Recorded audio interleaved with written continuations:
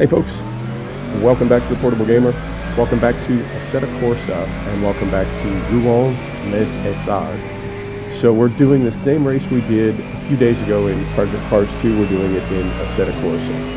So we're doing 15 laps at Rouen in the Mercedes AMG SLS, you know the one. So we're going to do one lap in car, and then I'm going to hop out of car. Maybe I'll hop back and forth, I don't know.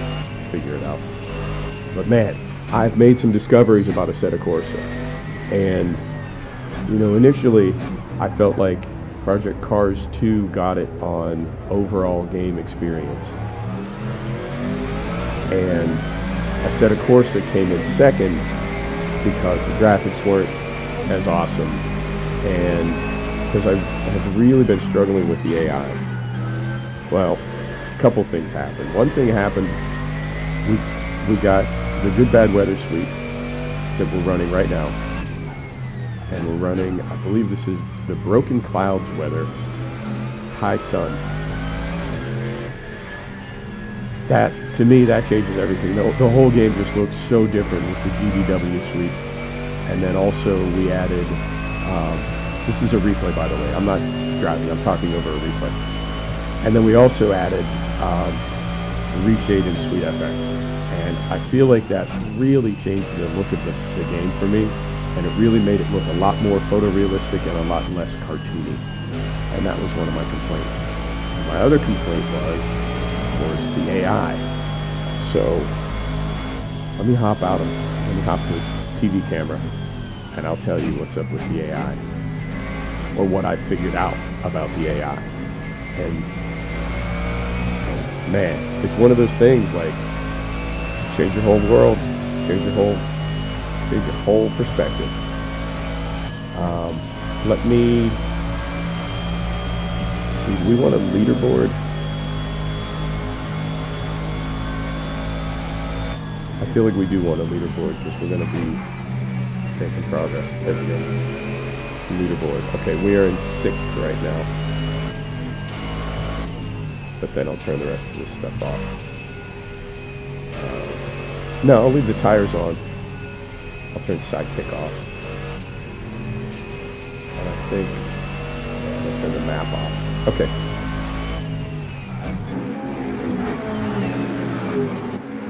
Right, so we started in 7th, we're in 6th. Here's what I figured out about AI. And this is the craziest thing, but it's so cool. I couldn't handle the blocking, I couldn't handle the brake checking. It was making me crazy. I couldn't figure out, you know, so many parts in this game are so good. Why is the AI so terrible?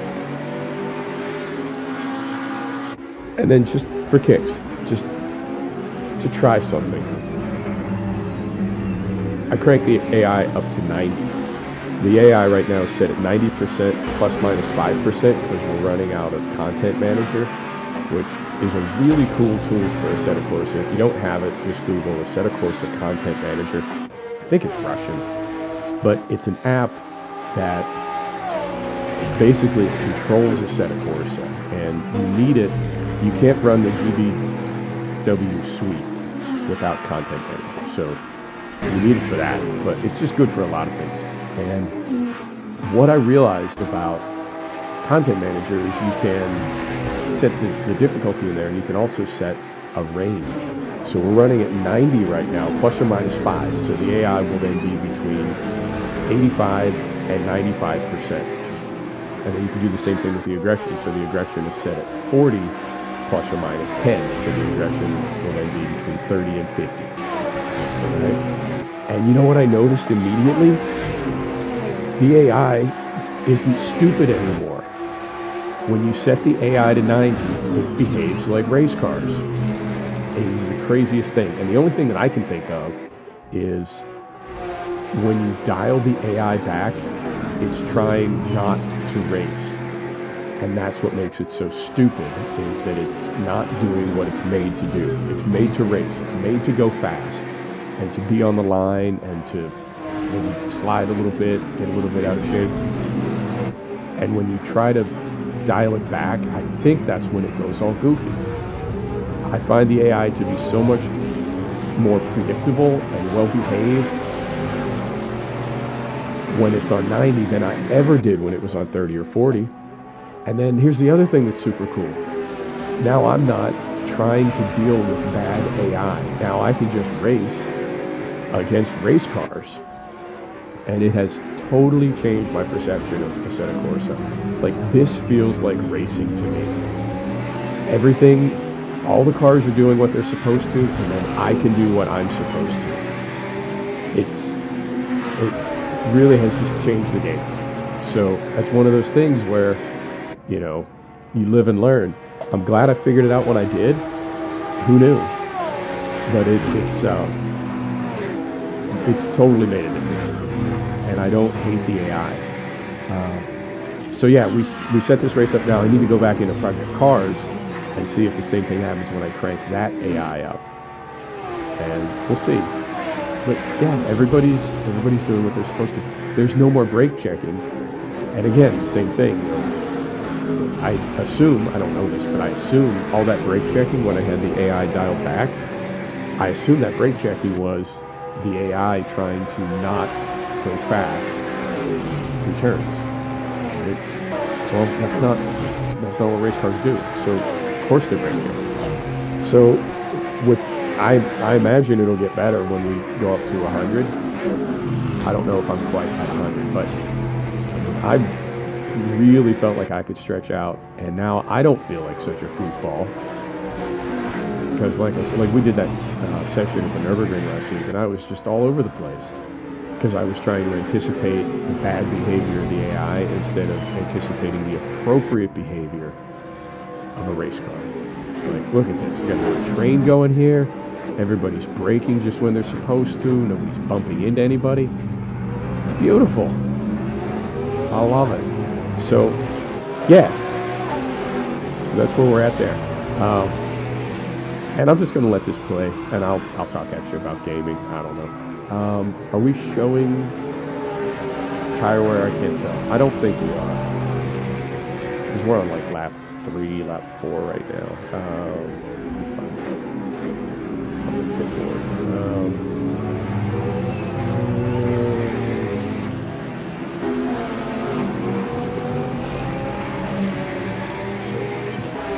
This here. I'll move this down here, and when we come across start finish, we'll see if pit board pops out. I don't think tires are showing anything right now. I feel like this hasn't moved. We'll see if the temperature's changed at all. I have a feeling this is reading, because the car's parked right now. We finished the race and I'm doing the replay. So I have a feeling this is showing the temperatures of the tires on the parked car. So if it doesn't change soon, if it doesn't show anything, we'll just turn it off.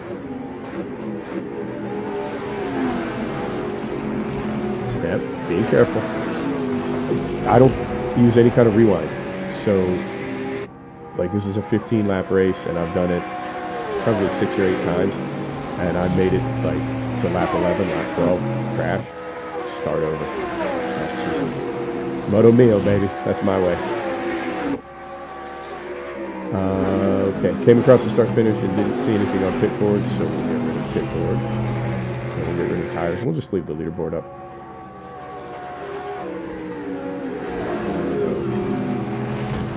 Lap information. Let me see if we can find, just so we know what's going on. Leaderboard, laps. There we go. 5 of 15. Okay, so we're about a third done. Wow. See, there was like a little. Well, you were looking at it. I was looking at the things that I was messing with, but you saw that little move we just did right there. It's like a proper racing move, you know, like the way it's supposed to be. Maybe not the most appropriate passing zone on the track, but still an appropriate place to pass. And I feel like when everybody does what they're supposed to, you can do that, or I can do that as a sim racer or sim driver or whatever. When the AI is all over the place, I'm really reluctant to make those kinds of passes, and all I want to do is make, you know, those drag race passes on the straight, right? Where you move out, you know, as far to the side as you can, and then just try to drag race them into the first turn or wherever straight lands on that track, but you know what I'm saying, because you don't trust that everybody's going to behave. But oh man, it's just, it really makes me happy that I came across that. I want to try it with all my race sims. I did also, and I mentioned this in a Euro Truck video, I also came across, so I was in Project Cars and Assetto Corsa.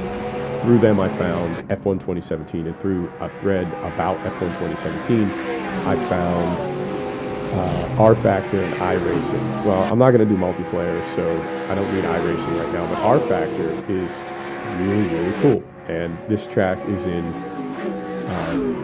Rouen, Les Essarts is in R Factor as well, and the Mercedes AMG SLS is in R Factor.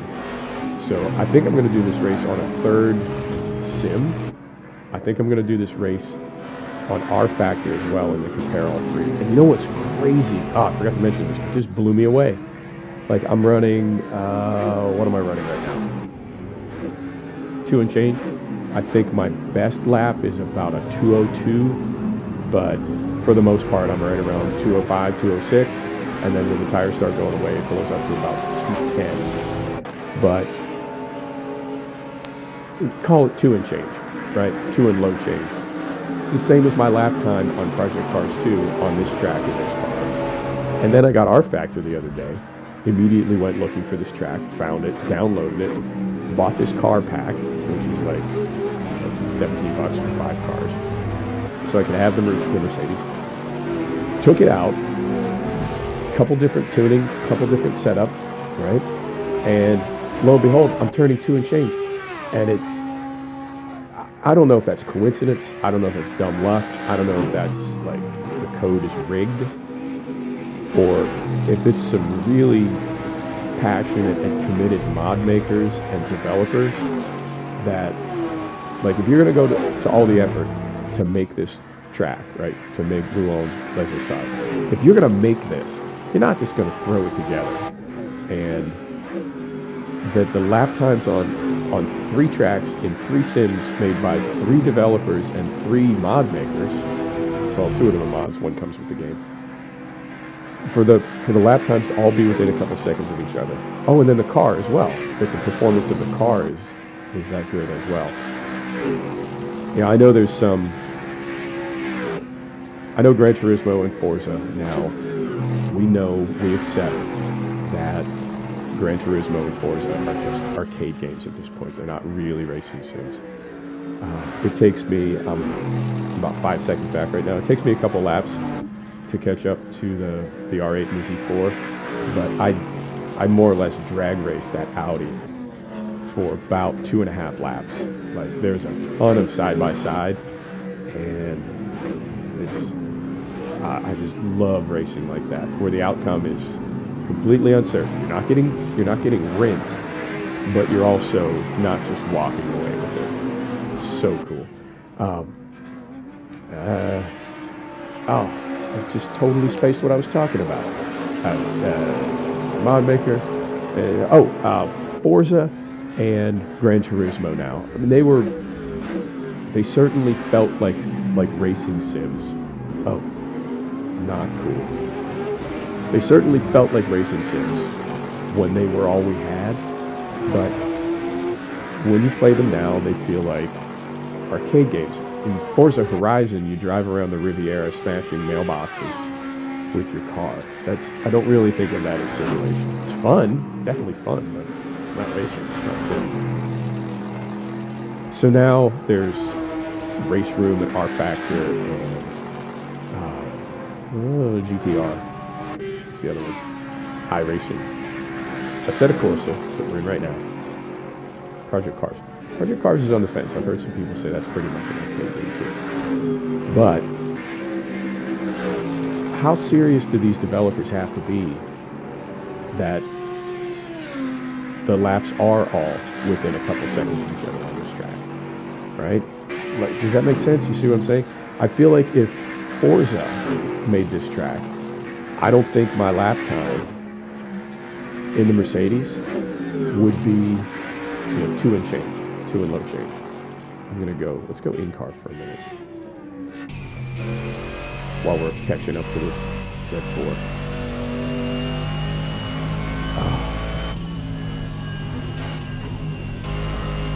This just, finding out about the AI, man, this just makes me so happy.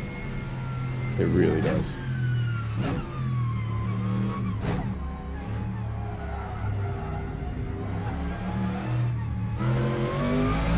And my tires are going away by this time. I think I didn't change a whole lot of setup. I went soft slick instead of medium slick. We're only going 15 laps. And I believe they're at 16 PSI. 16 PSI front and rear in like base setup.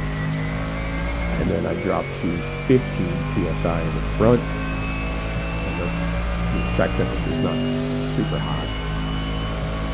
And you can set that in Content Manager as well. You can set the wind and the ambient temperature, track temperature, everything. And I raised my final drive a little bit because I wasn't maxing out 6th gear on this straight right here. I mean, I still don't, but I wasn't even getting close. And a little bit of roll bar, a little bit of spring rate, and a little bit of rear wing. And that was really all I did for setup. Other than that, it's just default. But this tire app, this is a tire app. It's a tire, what do you call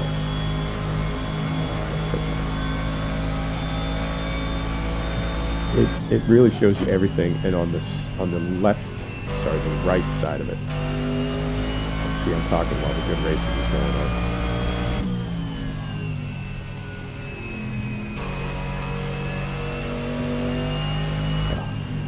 Love it.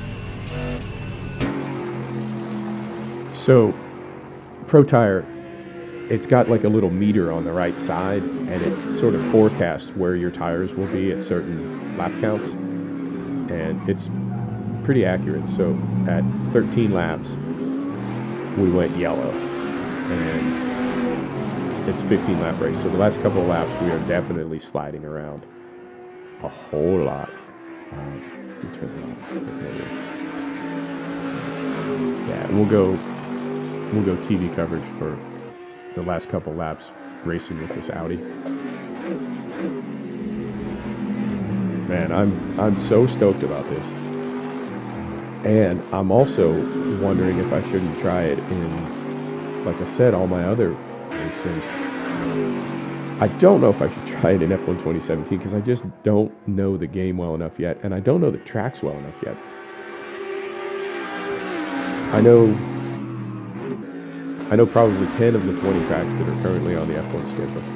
Some of them I really, really know. Spa, I know. Silverstone, I know pretty well. The Red Bull Ring, I know pretty well. I'm trying to think what else. Australia, I'm alright. Canada, I'm alright. But like Shanghai and Abu Dhabi, I don't know them at all.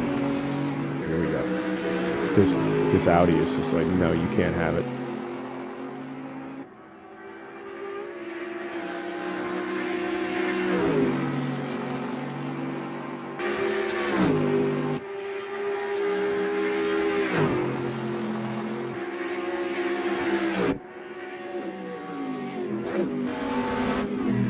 And I've wrecked myself. I told you, this is like my 7th attempt at getting this replay intact, 15 laps in a row. So like along that front straight there, I'll back off, tag it. Well, I'll try again next lap, but I'm not gonna throw away all the time that I've put into this race so far. We wad each other up going into the first turn.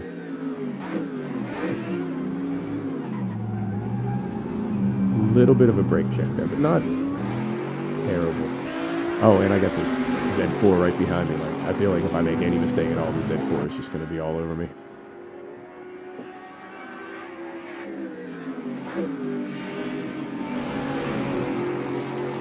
And this is the Fonsecker sound pack as well.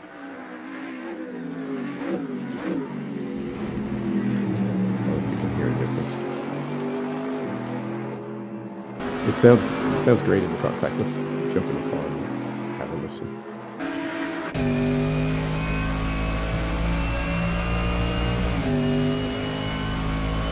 Yeah, this is it's on Race Department, and I guess it's updated fairly regularly, but it more or less updates like the sound for almost every GT3 car in the game.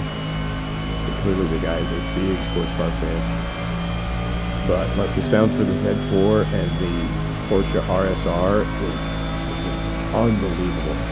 There's a ton of YouTube videos of people doing like side-by-side comparison of, here we go, speaking of side-by-side, another drag race.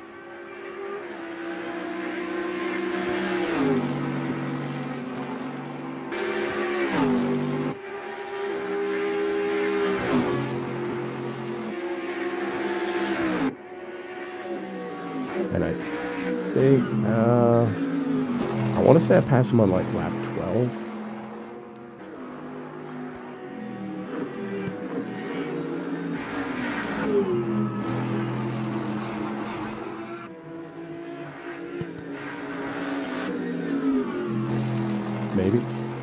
Maybe on lap 11. Oh, there you go. That's what, to me, that's what racing is supposed to be. And then no ramming, right? Everybody is just behaving. That's how it's supposed to be. Love it. So the Fonsecker pack replaces, like, more or less the sound in every GT3 car. I think I'm about to go a little wild up here, so let's watch that from outside. Because it's embarrassing from inside. Tires are going away, and I can't really. Yeah. That happens. I just wanted to pass you again, fool. I had so much fun passing you the first time. I want to pass you twice. So it changes the sound of every GT3 car. I think just about every GT3 car in the game. Not just when you're driving it, but when you're racing against it as well. So if you get like in a pack of RSRs, it's that crazy like hydraulic, electric, demonic like vacuum cleaner sound that the RSR makes in real life. And it's amazing. And there are a bunch of videos. There are a bunch of videos of people comparing base game sound to the Fonsecker sound side by side. And then there are also people comparing the Fonsecker sound to the real car in real life. And those are pretty amazing as well. Lap 12. I guess I passed him on lap 11 and lap 12. How you like me now? I'll pass you twice times.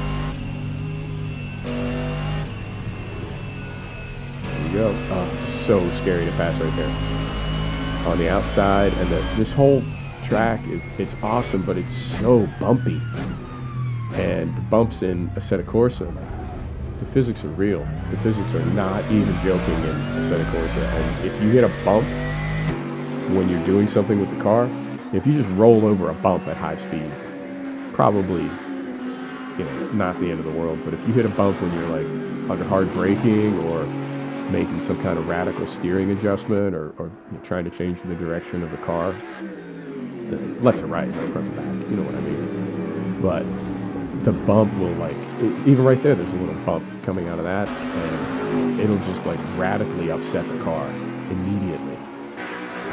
And it's, I don't know, man, it's just so awesome because you can't really relax.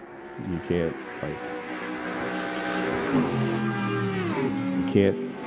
lollygag. You gotta be focused constantly. So I think when we cross the start finish here, well, we'll be in first. And I believe we open it up a little bit, and then this lap or the next lap, we start to get into lap traffic. And I'm freaking out because we come up on this Glickenhaus. And I'm like, oh, this yokel's gonna slow me down. and the Audi's going to pass me. And then I'm like, well, if I can get around him at exactly the right time, then the Audi's going to get stuck in the Glickenhaus and we'll be golden, which is more or less what happened. And at a perfect time too, because then I'm about to get to the Glickenhaus. I feel like is way off the back, but then maybe 7 or 8 seconds in front of the Glickenhaus is like a whole snarl of cars. And I feel like had this race been like 25 laps, for one thing, I would have needed to pit for tires, but I feel like also I would have run into that snarl of cars, and can't promise that I would have continued to be able to pull away from the R8.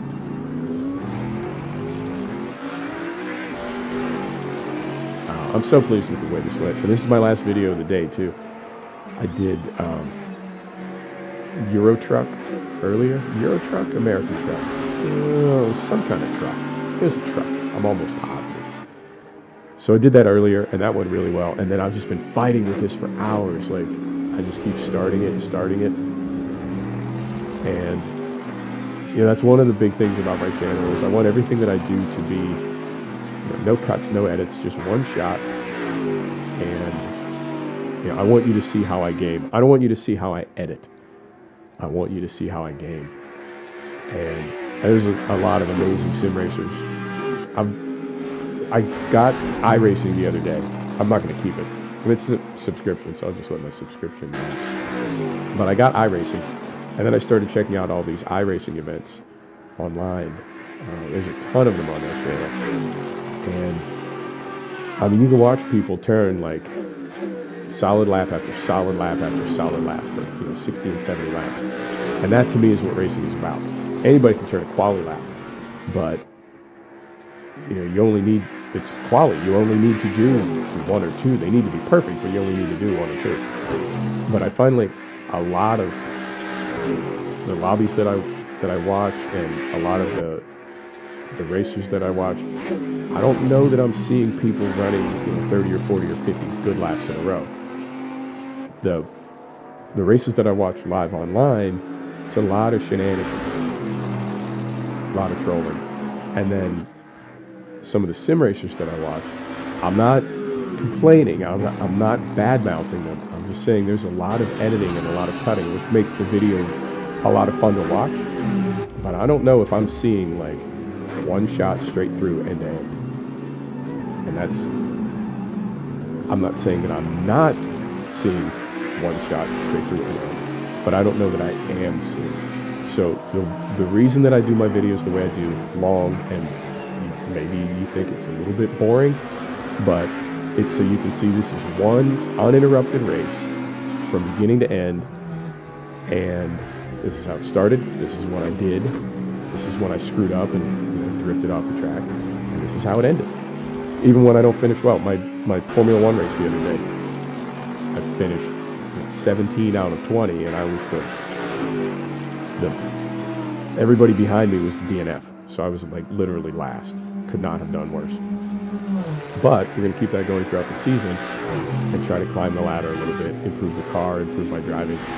So when and if I do well later, it's like, well, yeah, you know, I'm improving. You can tell because you can see that first race I sucked, and I don't want to you know, edit together bits and pieces to make it look like I'm better than I am. But I also don't want to show a race where I just crash out, and what's the fun of that? So for that reason, like, I will just start over and over and over. Is that OCD? I will just start over and over and over as many times as it takes to finish the race without crashing. And I mean, you can see, like, from right here, I can definitely run 15 laps in a row. But it took me, you know, how many tries to do that? There weren't too many times that I crashed out on, like, the first lap. I typically would make it like 6 or 7 laps in.